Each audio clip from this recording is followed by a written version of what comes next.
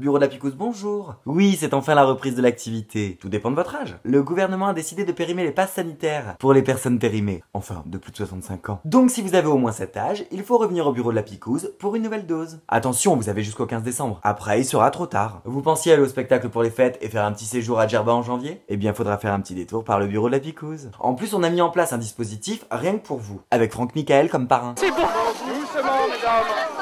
Un thé dansant gratos tous les jours, sponsorisé par Tena. Il y a une ambiance, ça vient chez Vert, hein, croyez-moi. Huguette, excusez-moi 2 minutes. Non, Huguette, René ne veut pas danser avec vous. Foutez-lui la paix. Et le consentement dans tout ça, ma petite Huguette? Eh ben oui, c'est dans les deux sens. Donc acceptez que René préfère Simone. Allez plutôt voir l'infirmier pour votre injection. Oui, excusez-moi. Non, ils sont gentils mais un peu intenables en ce moment. Alors, on a tous payé la Nous étions ici avant. Mais on t'a dit quelque chose?